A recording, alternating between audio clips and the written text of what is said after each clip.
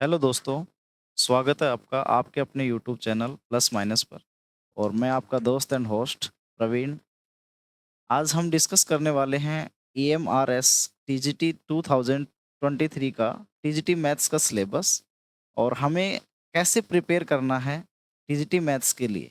Syllabus and how to prepare syllabus and how to prepare.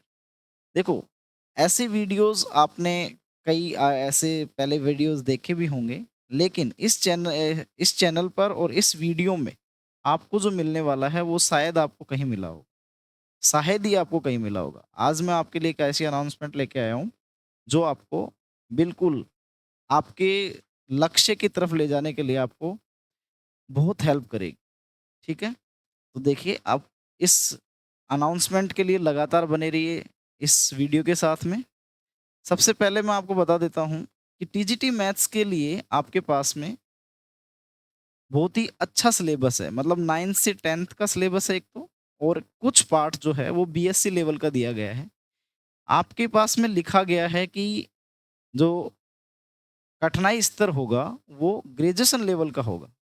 किस level का होगा? Graduation level का। लेकिन वो 9th और 10th के जो टॉपिक्स हैं, 9th और 10th के टॉपिक्स में जो है आपके, वो कठिनाई स्तर ग्रेजुएशन लेवल का नहीं होने वाला है। लेकिन जो आपके कुछ टॉपिक्स हैं वो ग्रेजुएशन लेवल तक जाएँगे। जैसे पीजीटी में ऐसा नहीं किया गया। पीजीटी में ओनली कैसा सिलेबस दिया गया है? 11th एंड 12th का सिलेबस दिया गया है। अब देखिए, आपके सबसे पहले बात करते हैं तो मैथ्स में जो है आपके पोस्ट हैं 686 टोटल आपके टीजीटी की पोस्ट हैं, जिसमें जनरल के आपके 280 पोस्ट हैं, ईडब्ल्यूएस के लिए 68 पोस्ट हैं, ओबीसी के लिए नॉन क्रीमी लेयर में जो आते हैं उनके लिए 185 पोस्ट हैं, एससी के लिए 102 पोस्ट हैं, एसटी के लिए 51 पोस्ट हैं और अदर ये 7 पोस्ट में आती हैं। आपके लिए बहुत सुनहरा मौका है 686, इसमें एंट्री लेने का बहुत ही सुनहरा मौका है EMRS ने जो आपको दिया है। आप सोचे कि ये तो बहुत कम वैकेंसी है, बहुत कम वैकेंसी नहीं है, इसी में सिलेक्शन होता है बहुत। और ऐसे मत समझो कि आप मेरिट हाई जाएगी या ऐसे कुछ नहीं होता है। एकदम नॉर्मल मेरिट जाती है, लेकिन बाद में क्या होता है, अफ़सोस होता है कि हमने तैयारी की होती तो मैं इसमें लग जाता, EMRS का, TGT का पहले पेपर बहुत आसान आया था, इस तरीके से। तो आपके पास में कितनी वैकेंसी है? नंबर ऑफ वैकेंसीज़ हैं 686 वैकेंसीज़ है। अब बात करते हैं तो इसके एग्ज़ाम पैटर्न की। तो एग्ज़ाम पैटर्न क्या रहेगा? देखो, एग्ज़ाम पैटर्न है आपके पास में, सबसे पहले पार्ट 1 के आपके पास में आने वाला है जनरल अवेयरनेस। जो आपका ये जो बेसिक पेपर रहेगा, इसमें है जनरल अवेयरनेस। जो कितने क्वेश्चन्स आने वाले हैं? 10 क्वेश्चन्स आने वाले हैं। टोटल मार्क्स कितने रहेंगे आपके? 10 मार्क्स रहेंगे। यहाँ आपको ज़्यादा टेंशन लेने की ज़रूरत नहीं है। सिर्फ़ आपको क्या करना है, मैथ्स के हो आप, तो मैथ्स के लिए आपको सिर्फ़ आपको जो करंट अफ़ेयर्स हैं, उन पे ज़्यादा ध्यान देना। देखो, जनरल अवेयरनेस कई बच्चों का तो ऑटोमैटिकली होता है। कई साल से आप पढ़ते आ रहे हो, तो आपका भी होगा, ऐसी बात नहीं है। लेकिन फिर भी आप फ़ॉलो करना चाहो तो लुसेंट की बुक को फ़ॉलो कर सकते हो, कि लुसेंट की बुक को फ़ॉलो करके आप जनरल अवेयरनेस को तैयार कर सकते हो। रीज़निंग एबिलिटी, ये मैथ्स के स्टूडेंट के लिए रीज़निंग का मेरे हिसाब से, अगर एक मैथ्स का अच्छा स्टूडेंट है तो रीज़निंग में ज़्यादा प्रॉब्लम आती नहीं है। थोड़ा-सा बेसिक कांसेप्ट उसको पता होना चाहिए बस, कि बेसिक कांसेप्ट की क्वेश्चन को सोल्व करते टाइम में हमें दाएँ-बाएँ का, जैसे कई के एग्ज़ाम्पल लें हम, उसका आपको बेसिक कांसेप्ट पता होना चाहिए। तो रीज़निंग एबिलिटी के 10 क्वेश्चन हैं आपके पास में, टोटल मार्क्स कितने हैं? 10 मार्क्स हैं। ये है सबसे important part, knowledge of ICT. और ये आप 9th-10th की बुक से जो सीबीएसई में चलती है उनसे क्लियर कर सकते हो, या फिर कोई बुक के आपके इसके लिए प्रेफ़र कर सकते हो। तो इसके भी 10 मार्क्स होंगे आपके पास में। देखो, सबका अपना-अपना इम्पोर्टेंस है सब पार्ट का। आप सोचो कि एक केवल मैथ्स के बलबूते पे मैं सिलेक्शन ले लूँगा, नहीं। आपको सब पार्ट्स को क्या करना पड़ेगा, इक्वली प्रिपेयर करना पड़ेगा। टीचिंग एप्टीट्यूड है आपके पास में, टीचिंग एप्टीट्यूड के 10 क्वेश्चन आएँगे आपके। और ये सबसे इम्पोर्टेंट होने वाला ये पार्ट, टीचिंग एप्टीट्यूड वाला, मतलब आपके 10 में से विद 0.25 की जो आपके नेगेटिव मार्किंग है, इसको ध्यान में रखते हुए मिनिमम आपके 7 से 8 क्वेश्चन आपके क्या होने चाहिए? ठीक होने चाहिए। किसके अंदर? टीचिंग एप्टीट्यूड के अंदर। मैं ऐसे नहीं कह रहा कि ज़रूरी है, लेकिन मेरे हिसाब से टीचिंग एप्टीट्यूड के 7 से 8 क्वेश्चन होना ज़रूरी है। अब पार्ट 5 में आता है आपके, जो आपका है सब्जेक्ट स्पेसिफिक सिलेबस, जिसमें डिफ़िकल्टी लेवल, देखो मैंने अभी आपको बताया था कि ग्रेजुएशन लेवल है, ठीक है? आप बने रहिए, आपके लिए बहुत शानदार, मतलब आपकी जो डिमांड है ना उसके अकॉर्डिंग मैं लेके आया हूँ आज की। वास्तव में डिमांड के अकॉर्डिंग बच्चों को क्या चाहिए? बच्चों को पेड कोर्स चाहिए, बच्चों को क्या चाहिए? पेड कोर्स चाहिए, बच्चों को कंसेप्चुअल क्लास चाहिए, कौन-सी चीज़ चाहिए, है ना? फ्री, वो भी यूट्यूब पर, ओनली यूट्यूब पर फ्री चाहिए, है ना? आपके पास में ओनली क्वेश्चंस की सीरीज चाहिए। ये सब जो हैं आपकी डिमांड के अकॉर्डिंग है। तो हम ये प्रेफ़र नहीं करते कि आप हमारे पेड कोर्स में आइए, लेकिन हम ये चाहते हैं कि बच्चे को बहुत कुछ मिले। तो आप बने रहिए वीडियो के साथ, लगातार आपको इस वीडियो में आपके एग्ज़ाम तक का बहुत अच्छा ऑफ़र मिलने वाला है। वो भी एकदम यूट्यूब पर, प्लस माइनस के इस चैनल पर।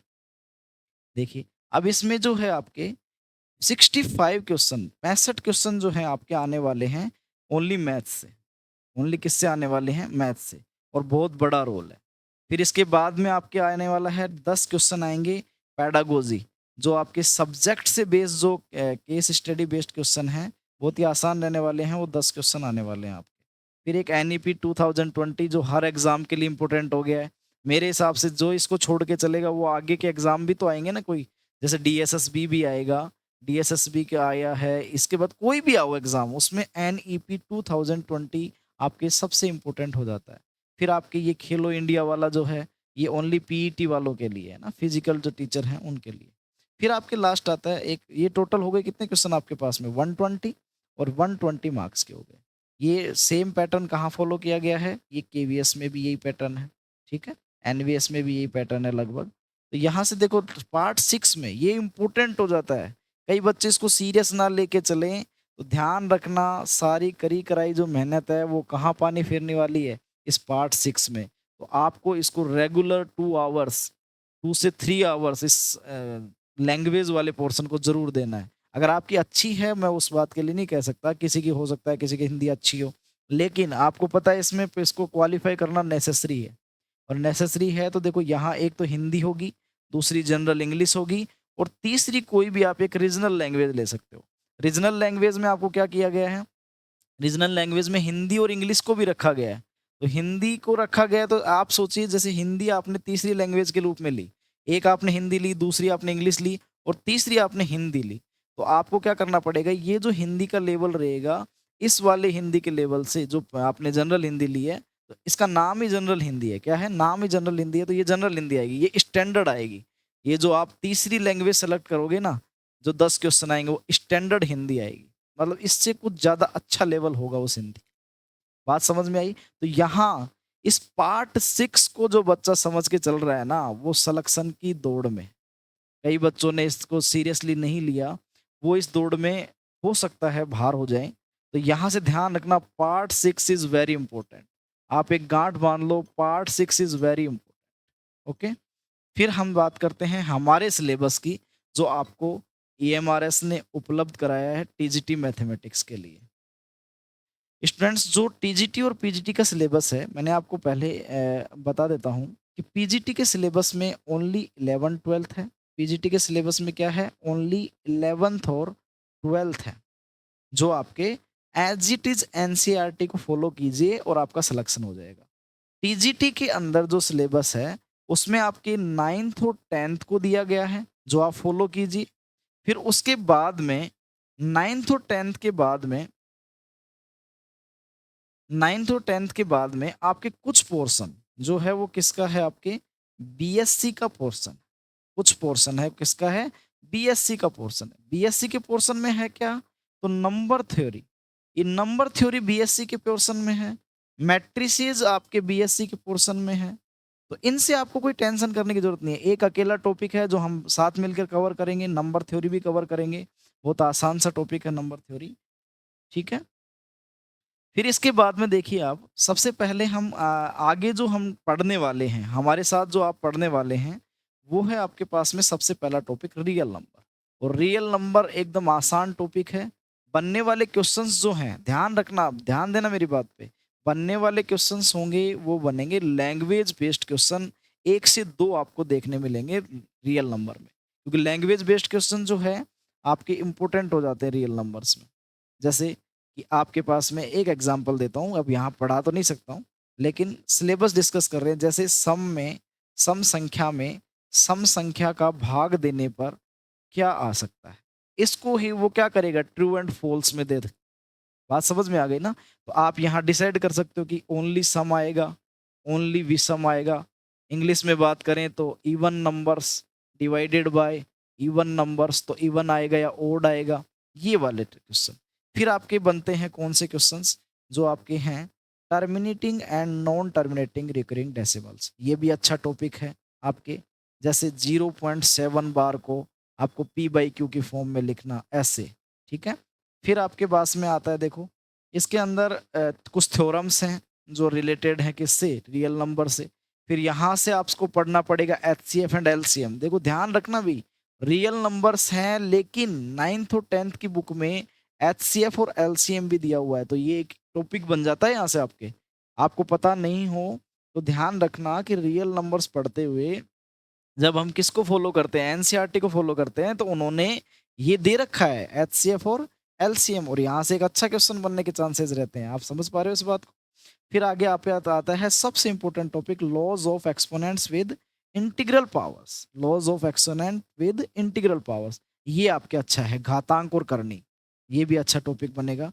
फिर Euclid's division lemma. Euclid's division lemma बहुत ही आसान सी चीज है, A is equals to B Q plus R, जिसके अच्छे अच्छे क्वेश्चंस मैं आपको डिस्कस करने वाला हूँ, जिसमें आपको बताना होगा कि 3m+1 3m+2, ये इनके बारे में हम डिस्कस करेंगे। कोई भी एक नंबर, जैसे A equal to B Q plus R में मैंने 3 पुट किया, तो इस तरीके से कोई भी एक नंबर पे हम डिस्कस करेंगे कि कैसे टाइप का होगा, ओड टाइप का होगा, इवन टाइप का होगा, स्क्वायर टाइप का होगा, ऐसे डिस्कस करेंगे। फिर आपके आता है terminating non terminating decimal, fundamental theorem of arithmetic. कुछ नहीं है, बहुत आसान सी है, लेकिन हम इसको बहुत डिटेल में पढ़ने वाले हैं ना। फिर आता है आपके नेक्स्ट टॉपिक है सेकंड नंबर पे, elementary number theory.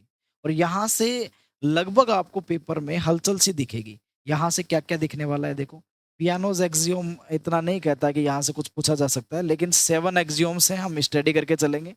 Principle of induction, 1 से 2 क्वेश्चन प्रिंसिपल ऑफ इंडक्शन, और बहुत ही चुटकियों में आप करने वाले हो ये क्वेश्चंस प्रिंसिपल ऑफ इंडक्शन वाले। फिर आपके आती हैं ग्रेटेस्ट इंटीजर फंक्शन, 1 से 2 क्वेश्चन आपके ग्रेटेस्ट इंटीजर फंक्शन का। आप ध्यान रखिए, आपके टीजीटी के एग्जाम में एक तो ग्रेटेस्ट इंटीजर फंक्शन और दूसरा मॉडुलस। कौन सा? मॉडुलस, एब्सोल्यूट वैल्यू, ये बहुत ही इंपॉर्टेंस देने वाले हैं। जैसे कई बार क्या करता है आपके क्वाड्रेटिक इक्वेशन में इस एब्सोल्यूट वैल्यू को, मोड को सब्स्टिट्यूट कर देता है, जैसे ये कर दिया, देखो ये कर दिया ऐसे। अब इसको सोल्व करो आप, तो यहाँ मॉडुलस की बहुत ज्यादा क्या हो जाती है, इंपोर्टेंस हो जाती है कि मॉडुलस को आपको सोल्व करना पड़ेगा। बात समझ में आई है?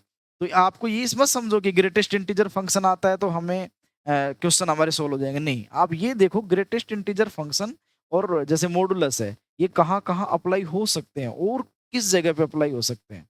क्वेश्चंस जो है बच्चा अगर समझ जाए कि टॉपिक वाइज आप मत चलो, टॉपिक में देखो कि एक दूसरे टॉपिक कहाँ इंटर रिलेटेड है, उन इंटर रिलेटेड टॉपिक से क्वेश्चन पूछा जाएगा। और इसमें हेल्प मैं करूंगा आपकी, है ना, आपका यूट्यूब चैनल प्लस माइनस इसमें हेल्प करेगा आप।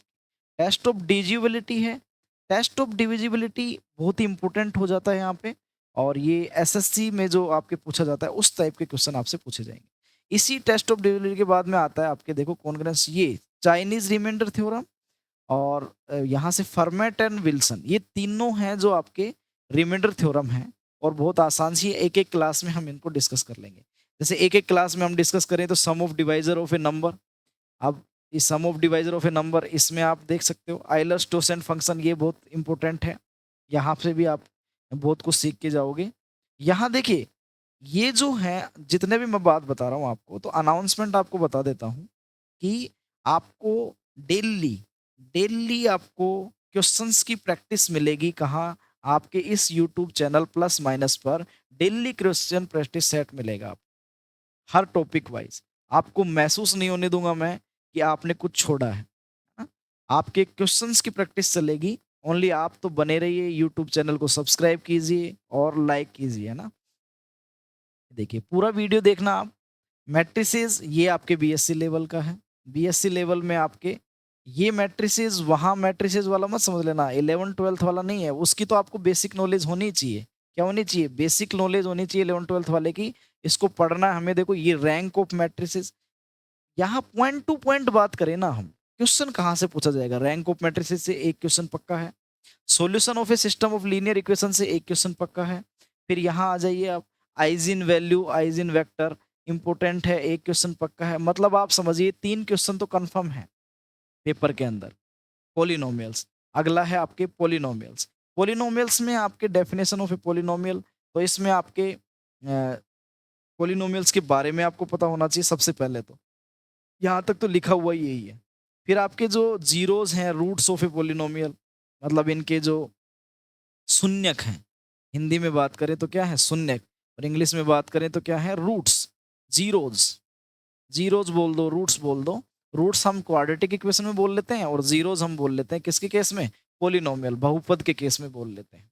ठीक है? तो यहाँ से देखो statement and proof of factor theorem, factorisation of quadratic and cubic polynomial, तो आपकी मतलब मोटा-मोटा ये है कि पॉलिनोमियल आपको क्या करना है? स्टडी करना है। और पॉलिनोमियल में जैसे इनके बीच में रिलेशंस कि alpha plus beta minus B by A होता है, alpha beta C by A होता है। इस तरीके से आपको सारी चीज़ें डिस्कस करने वाले हैं। लीनियर इक्वेशन इन, और ध्यान रखना आप कि पॉलिनोमियल से एक अच्छा क्वेश्चन पूछा जाएगा। हाँ, और अच्छा क्वेश्चन जो है वो करना बहुत ज़रूरी है। लीनियर इक्वेशन इन 2 वेरिएबल्स, ये भी बहुत आसान सा टॉपिक है, जो आप मेरे हिसाब से बाई ऑप्शंस ज़्यादा कर सकते हो, है ना? फिर भी हम कुछ ऐसे क्वेश्चंस लेके आएँगे, जो आपको बाई ऑप्शन ना होके कुछ हेल्प लेनी पड़े हमारी, है ना? फिर आगे वही आपके फिर pair of linear equation 2 variables, फिर आती है आपके क्वाड्रेटिक इक्वेशन। सबसे इम्पोर्टेंट टॉपिक हो जाता है क्वाड्रेटिक इक्वेशन। 1 से 3 क्वेश्चन पूछने की यहाँ से आपके पॉसिबिलिटीज है, कहाँ से? क्वाड्रेटिक इक्वेशन से। और यहाँ देखो ये relation between roots and coefficient important हो जाता है, एक क्वेश्चन पूछने के चांसेस हैं। फिर यहाँ देखो कॉमन रूट से एक क्वेश्चन पूछने के चांसेस है, और यहाँ से तो पूछा जाता है, दुनिया का कोई भी एग्जाम हो टीचर से रिलेटेड, उसमें कॉमन रूट से क्वेश्चन जो है वो पूछा जाएगा जरूर। Symmetric function of root of an equation, ये आपके इंपॉर्टेंट है। कंप्लीटिंग द स्क्वायर मेथड, अब देखो कंप्लीटिंग स्क्वायर मेथड जो है आपके कोई काम आने वाला नहीं है, लेकिन फिर भी डिस्कस करेंगे हम इसको। बाय यूजिंग क्वाड्रेटिक फॉर्मूला, क्यों काम आने वाला नहीं है? क्योंकि हम क्वाड्रेटिक फॉर्मूले को इसके लिए यूज कर लेते हैं ना। तो ये आपके क्वाड्रेटिक फंक्शन इक्वेशन से लेकर रिलेटेड हो गया। अर्थमेटिक प्रोग्रेशन, आपके जीपी और एचपी नहीं दिया गया है सिलेबस में, ओनली क्या दिया गया है? आपके एपी दिया गया है। और क्यों दिया गया है एपी? क्योंकि 10th तक एपी ही है। 10th क्लास तक जो है आपके वो सिलेबस में एपी है। आपके जीपी और एचपी तो किस में आता है? 11th क्लास में आता है। तो आपको सिर्फ देखो एक बेसिक सी बात कही गई है, एक लाइन में दिख रहा है सिलेबस इसका एपी का, लेकिन आप ध्यान रखना बहुत ही डीपली होने वाला है। जहां जहां सिलेबस छोटा दिखता है ना, वहां वहां बहुत राज छुपे होते हैं। अगला है इनइक्वलिटीज, यहाँ देखिए ये भी एक बेसिक से एक लाइन में है, लेकिन आप ध्यान रखिए इनइक्वलिटीज फॉलो कीजिए 11th क्लास का सिलेबस। प्लस में आप आरडी शर्मा को फॉलो कर सकते हैं, जिसमें हम आपकी हेल्प करेंगे आरडी शर्मा को सोल्व करने में। क्वेश्चंस लेके आऊंगा आपके लिए एक से एक। किस पे बेस्ड होंगे वो इनइक्वालिटीज के क्वेश्चन? देखिए यहाँ लिखा हुआ एब्सोल्यूट वैल्यू। अभी मैंने आपको बताया कि मॉडुलस जो है कहीं भी पंगे कर सकता है आपके, तो मॉडुलस के जो क्वेश्चन है वो इनइक्वालिटीज में कैसे बनेंगे आपके, वो हम डिस्कस करने वाले हैं। फिर आपके कोसी स्वार्ट्स इनइक्वालिटी है, एक बेसिक सी थ्योरम है, आपको ध्यान रखनी है। और ये एक इनइक्वालिटी है चेबसेव, इसको आपको ध्यान रखना है, और हम लोग इसको डिस्कस करने वाले हैं। अब अगला टॉपिक आता है, देखो ये नाम पढ़ने में अजीब सा लग रहा है, कॉम्बिनेटोरिक्स, है ना? लेकिन ऐसा कोई टॉपिक जो है, एक तरह से आप इसको मानिए एक ब्रांच है। क्या है? ब्रांच है, टॉपिक नहीं है। अब इसमें कुछ टॉपिक्स हैं, क्या है टॉपिक्स? आपके principle of inclusion and exclusion, जो आपको अभी आपने देखा था इंडक्शन वाला, लेकिन आप छोड़ो उसको, आप यहाँ से क्या पढ़ने वाले हो वो मैं बताने वाला हूँ। सबसे पहले तो देखिए बाइनोमियल कोफिशिएंट, जो आपको क्लास 11th से पढ़ना है। मतलब इन्होंने आपको 9-10 तक सीमित नहीं किया है, थोड़ा सा 11th का पोर्शन ही पढ़ना है आपको। फिर आपके देखो ये पिजन होल प्रिंसिपल और इंक्लूजन एंड एक्सक्लूजन क्या कहना चाहता है? कि आपको परम्यूटेशन एंड कॉम्बिनेशन पढ़ना है। ये हर किसी को पता नहीं है भी, ध्यान रखना। इस वाले टॉपिक में क्या पढ़ना है ये हर किसी को पता नहीं है, ये आपको इसी चैनल पे मिल रहा है, ध्यान रखना। आप एक इसकी गारंटी दे रहा हूँ मैं आपको, कि परम्यूटेशन और कॉम्बिनेशन इस टॉपिक में पढ़ना है, या आप कहीं से भी आपको पता नहीं चलेगा। यहाँ देखिए आप, है ना? कैलकुलस जो है आपके आने वाली है, कैलकुलस का इंपॉर्टेंट रोल यहाँ फिर आपको कहाँ ले गया है? दोनों क्लास में, 11th एंड 12th में। इसीलिए तो कह रहा है कि आप 9-10th पे बेस मत रहिए, जैसे ग्रेजुएशन में आपको ओनली 11-12 का सिलेबस दिया है पीजीटी में, तो आपके इस पे बेस्ड मत रहिए आप। टीजीटी में आपको 9-10 का भी पूछा जाएगा, 11-12 का भी और ग्रेजुएशन के भी कुछ टॉपिक दिए गए हैं। यहाँ आपके सेट पढ़ना है आपको, function and their graph. Graph से ये आप कई बच्चे ऐसे सोचते हैं कि ग्राफ क्यों नहीं पढ़ते, तो आपको ग्राफ की इंपॉर्टेंस मैं बताऊंगा आपको। जब जब मैं क्वेश्चन लेके आऊंगा तो ग्राफ की इंपॉर्टेंस मैं बताऊंगा आपको। ग्राफ से जो है इजीली कई क्वेश्चन जो हैं वो सोल्व हो जाते हैं। जैसे आप बाई ऑप्शन करते हो किसी क्वेश्चन को तो देखते ही सोल्व हो जाता है ना, तो ऐसे ही अगर आपको किसी का ग्राफ पता है तो आपको इजीली सोल्व हो जाएगा वो क्वेश्चन। जैसे आपके एक क्वेश्चन दे के दिखाऊं मैं, e की पावर x है, एक आपके y इक्वल टू x है। अब इनके अंदर अगर हम इन सेट को दोनों सेट ले लें तो ये दोनों सेट के अंदर जो है इनका इंटरसेक्शन होता है वो फाई आता है। क्या आता है? फाई आता है। तो यहाँ से अगर इनका ग्राफ पता था ना किसी बच्चे को, तो ग्राफ पता था तो वो क्या कर सकता था, इसको डायरेक्टली सोल्व कर सकता था कि इसमें कुछ मैच ही नहीं हो रहा है, तो फाई आ जाएगा। ऐसी बात समझ में आई आप? तो ये लिखा होता है ना, उसके इंपोर्टेंस को समझो आप। ग्राफ्स, कि आपको ग्राफ्स वहां पूछने वाला तो नहीं है, लेकिन वो क्या काम आ सकते हैं वो ध्यान रखें। फिर आपके ये डिफरेंशिएशन है, एक्सपोनेंशियल, मतलब टोटली डिफरेंशिएशन हो गया।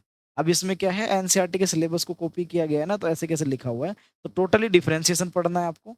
लिमिट्स एंड कंटिन्यूटी, तो लिमिट्स के आप ध्यान रखना, 1 से 2 क्वेश्चन आपको देखने को मिलेंगे और कंटिन्यूटी का भी 1 क्वेश्चन आपको देखने को मिल सकता है। मतलब ये दोनों का मिला के आप 1 से 2 क्वेश्चन मानिए। फिर आपके है सेकंड ऑर्डर डेरिवेटिव। अच्छा क्वेश्चन बनता है सेकंड ऑर्डर डेरिवेटिव से। बच्चे डिफरेंशिएशन के पीछे पड़े रहते हैं और पूछ लेता है डबल डिफरेंशिएशन। तो डबल डिफरेंशिएशन से अच्छा क्वेश्चन बनता है जो पैरामेट्रिक फॉर्म में बनता है। फिर इंटीग्रेशन आपके आ गया, मतलब आपको टोटल आपके डिफरेंशिएशन और इंटीग्रेशन पूरा करना है, पूरा करना है इस डिफरेंशिएशन इंटीग्रेशन। फिर आती है आपकी यूक्लिडियन ज्योमेट्री, और यूक्लिडियन ज्योमेट्री में आपके कुछ एक्सियोम्स हैं यूक्लिडियन के। जैसे आपके 5 एक्सियोम्स हो जाएंगे यूक्लिडियन के, 5 पोस्टुलेट्स एंड यूक्लिड। और यहाँ relationship between axiom and theorem, कि थ्योरम और एक्सियोम में रिलेशन क्या होता है आपके, इससे कोई ज्यादा इंपॉर्टेंस नहीं है इसका। यहाँ इंपॉर्टेंस है, देखो यहाँ डिटेल्ड सिलेबस है ये, और आपको पढ़ना भी बहुत ज्यादा पड़ेगा। देखो क्या है, लाइन पढ़नी पड़ेगी आपको, एंगल पढ़ना पड़ेगा, मतलब आपको लाइन एंड एंगल्स, रेखा तथा कोण पढ़ना पड़ेगा, ट्रायंगल त्रिभुज पढ़ना पड़ेगा पूरा। देखिए आपके रेखा तथा कोण, इंग्लिश मीडियम के लिए तो यहाँ लिखा हुआ है भी, रेखा तथा कोण पढ़ना पड़ेगा। त्रिभुज के बारे में सारी थ्योरम्स वगैरह डिस्कस करनी पड़ेंगी आपके। देखो ये यहाँ पे लिखे हुए हैं ना, Ceva's theorem, Menelaus theorem, 9 point circle, Simpson line, है ना, Ptolemy's theorem, Lehmus Steiner theorem, ये सारी जो है, जैसे पी टोल्मी है, ये साइक्लिक क्वाड्रिलेटरल से रिलेटेड है। तो आपको यहाँ सबसे अच्छी बात क्या है कि आपको एग्जाम में दे दी जाती और आपको बताया नहीं जाता, तो आपके साथ धोखा होता। लेकिन यहाँ बताया गया है, फिर एग्जाम में आती है तो अच्छा लगता है कि हाँ हमें बताया गया था। आपको ये ना बता के भी आपको दे दिया जाता तो क्या होता? बात समझ में आ रही है आपको? तो साइक्लिक क्वाड्रिलेटरल जो है आपके, साइक्लिक क्वाड्रिलेटरल से रिलेटेड है पीटोलेमिस थ्योरम। तो यहाँ आपको बता के बोला जा रहा है कि भी आपको ये पूछा जाएगा इसमें, क्योंकि आप अगर पढ़ के नहीं आओगे तो इनमें पीछे रह जाओगे। तो ये थ्योरम्स जो है कुछ, इनको ध्यान रखना है। सिमिलर ट्रायंगल्स, ये अच्छा चैप्टर है, 10th क्लास का चैप्टर है जो आपको पढ़ना है, लेकिन इसके क्वेश्चंस आप हमारे यहाँ से देख सकते हैं सारे। फिर इसके बाद में आता है आपके, देखो थ्योरम्स ऑन सिमिलर ट्रायंगल्स हो गया आपका। कंस्ट्रक्शन, अब कंस्ट्रक्शन से कोई मतलब नहीं भाई, ये टॉपिक आप रिजेक्ट ही कर दो, है ना, कंस्ट्रक्शन से related topic. Theorems on circles आपके देखो, सबसे इंपॉर्टेंट जो होने वाला है, मैं बात करूं पूरे सिलेबस में जो सबसे इंपॉर्टेंट जगह है, जो जहां से आपको सबसे ज्यादा ध्यान देना है, वो ये है यूक्लिडियन ज्योमेट्री वाला जो पार्ट है। बात एक छोटे से शब्द में सीमित कर दी गई है यूक्लिडियन ज्योमेट्री, लेकिन यहाँ पूरी क्या दे दी है, ज्योमेट्री दे दी है, पूरी ज्योमेट्री आपको पढ़ने के लिए दे दी है। आप इसके लिए 9th क्लास की एनसीईआरटी को फॉलो कीजिए और आपके प्लस माइनस चैनल के क्वेश्चंस की सीरीज को फॉलो कीजिए। आपके सारे क्वेश्चंस इजीली सोल्व हो जाने एग्जाम के अंदर। अगला जो है आपका देखिए, कोऑर्डिनेट ज्योमेट्री। क्या है? Coordinate geometry. इस कोऑर्डिनेट ज्योमेट्री में क्या है आपके, बहुत आसान सा है, 10th क्लास का एक चैप्टर आपको सोल्व करना है। उसके साथ में आपको ये यहाँ से क्वेश्चंस आपको मिल जाएंगे। एरियाज एंड वॉल्यूम्स, ये भी इंपॉर्टेंट होने वाला है। ध्यान रखना केवीएस का जो एग्जाम आया था उसके अंदर आपके जो मैंने दोनों टॉपिक इंपॉर्टेंट बताए, यहाँ से क्वेश्चन बहुत ज्यादा पूछे गए थे ना। यहाँ area of a circle, area of sector and segment of a circle, बहुत बड़ा सिलेबस है और यहाँ से आपको रेगुलर एग्जाम तक क्लास मिलने वाली है।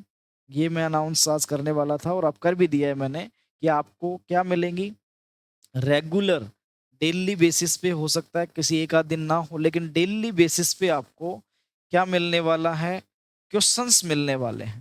डेली बेसिस पर क्वेश्चंस मिलने वाले हैं आपको, जो आपके एग्जाम के लिए बहुत हेल्पफुल होने वाले हैं। ट्रिग्नोमेट्री बहुत आसान सा टॉपिक है जो कई बच्चों को बहुत आसान लगता है, क्योंकि मैथ्स के स्टूडेंट हो तो ट्रिग्नोमेट्री मेरे हिसाब से आसान से होना चाहिए। लेकिन यहाँ ध्यान रखना, क्वेश्चन यहाँ से पूछा जाएगा हाइट एंड डिस्टेंस से, है ना, और एक कॉम्प्लीमेंट्री एंगल से, यहाँ से आपसे क्वेश्चन पूछा जाएगा। ट्रिग्नोमेट्री आप पढ़ लो, हाइट एंड डिस्टेंस को ना पढ़ो तो वो ये यहाँ पे आप 10th क्लास के एनसीईआरटी को फॉलो कीजिए, बहुत ही आपको दोनों चैप्टर मिल जाएंगे आपको, है ना, हाइट एंड डिस्टेंस भी मिल जाएगा, ट्रिग्नोमेट्री भी। बाकी और अदर क्वेश्चंस के लिए आप फॉलो कर सकते हैं प्लस माइनस को, है ना। फिर आपके आता है स्टेटिस्टिक्स। फिर यहाँ स्टेटिस्टिक्स में जो है आपके क्वेश्चन पूछा जाएगा कहाँ से, यहाँ से मीन मीडियन मोड से क्वेश्चन पूछा जाएगा।